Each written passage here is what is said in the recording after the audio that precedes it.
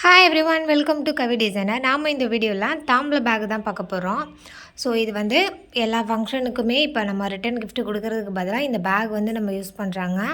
So ரொம்பவே reach ஆகிட்டுருக்கு. Okay, இதை நல்லா இன்ட்ரெஸ்டடாக கற்றுக்கோங்க. ஓகே, ஹேண்டில் வந்து பார்த்திங்க அப்படின்னா 14 இன்ச்சுக்கு எடுத்திருக்கேன். இது வந்து நம்ம ஹேண்டில் பீஸாக நம்ம கொடுக்கறது 1.5க்கு 7 இன்ச்சு. மெயின் பீஸ் வந்து பார்த்திங்க அப்படின்னா 9க்கு 8 இன்ச்சு. சைடு பீஸ் பார்த்திங்க அப்படின்னா 5க்கு 28 இன்ச்சு. ஓகேங்களா. ஜரி த்ரெட்டு 8 இன்ச்சில் எடுத்திருக்கேன். எல்லாமே நான் வாய்ஸாக கொடுத்துருக்கேன். நீங்கள் எழுதிட்டு நீங்கள் வந்து நோட் பண்ணிக்கோங்க. இப்போ வந்து ஹேண்டில் பீஸ் நம்ம 1.5க்கு 7 இன்ச்சு எடுத்துருக்கோம் இல்லையா, அதில் 1/4 இன்ச்சு மட்டும் மடித்து நீவி விட்டுட்டு தைச்சி எடுத்துக்கோங்க.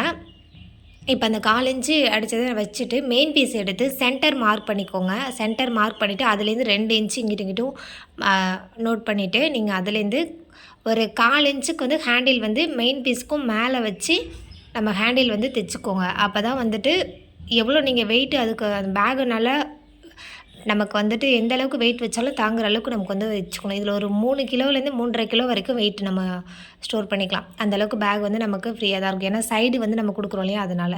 ஓகே, ஒரு பீஸில் வந்துட்டு நம்ம ஹேண்டில் வச்சதுக்கப்புறம் அடுத்த பீஸ் நம்ம ஹேண்டில் வைக்கிறதுக்கு முன்னாடி 8 இன்ச்சுக்கு வந்து ஜரி லேஸ் எடுத்துருக்கோம் இல்லையா, நம்ம பேகு கீழேருந்து மேலே வந்துட்டு ஒரு 4 இன்ச்சு மார்க் பண்ணி நீங்கள் ஜரி லேஸ் வச்சு நீங்கள் தைச்சி விட்டுக்கோங்க. அதுக்கப்புறம் நம்ம இந்த பீஸ் நம்ம எப்படி எடுத்தோம் அதே மாதிரி ஹேண்டில் பீஸ் அடிச்சுட்டு, ஸோ அதுக்கப்புறம் அந்த ஹேண்டில் பீஸ்க்கு 1.5லேருந்து 7 இன்ச்சு எடுத்துருக்கோம் இல்லையா, அந்த பீஸை வந்து தைச்சி வச்சு மேலேருந்து திருப்பி அதுலேருந்து நீங்கள் என்ன பண்ணுறீங்க, படிமான தையல் ஒன்று போட்டு விட்டுக்கிறீங்க.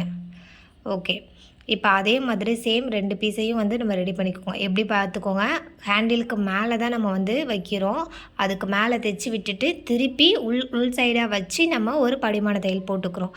ஸோ இதே நீங்கள் மேலேருந்து நம்ம உள்ளே ரிட்டன் கொண்டு போகிறோம் இல்லையா, அதே மாதிரி நீங்கள் உள்ளேருந்து மேலேயும் கொண்டுட்டு வரலாம். அப்போ வந்து அந்த ஒயிட் கலர் பீஸ் வந்து வெளியில் தெரியும். ஓகேங்களா. எந்த மாதிரி பேட்டர்னில் வேணாலும் செஞ்சுக்கலாம். நான் அது மாதிரி ஒரு பேக் நான் உங்களுக்கு நான் ஸ்டிச் பண்ணி காட்டுறேன். இப்போ 5க்கு 28 இன்ச்சு நம்ம சைடு பீஸ் எடுத்துருக்கோம் இல்லைங்களா, அதில் கார்னர் வந்து 1/4 இன்ச்சு கேப்பில் நீங்கள் மடித்து விட்டு தைச்சி விட்டுக்கோங்க. ஏன் அப்படின்னா அந்த சைடில் உள்ள அதே அளவு தான் நம்ம வந்துட்டு மெயின் பீஸில் வச்சு மடித்து விடுவோம். அதனால் கரெக்டாக 1/4 இன்ச்சுக்கு மட்டும் எடுத்து நீங்கள் மடித்து விட்டீங்க அப்படின்னாவே போதுமானது. 1/4 இன்ச்சு அதில் வந்து நிற்கும்.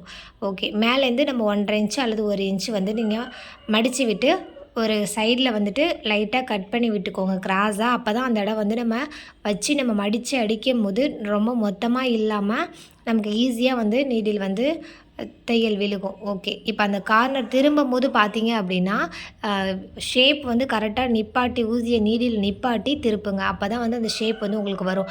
அழகாக வந்துட்டு கரெக்டாக நீங்கள் எந்த அளவுக்கு மடித்து விட்டு தைச்சிருக்கீங்களோ சேம் அதே அளவில் நீங்கள் கரெக்டாக மடித்து விட்டு 2 பீஸையும் கரெக்டாக வச்சு நீங்கள் தைச்சி விட்டால் தான் பேகு ஃபினிஷிங்காக இருக்கும்.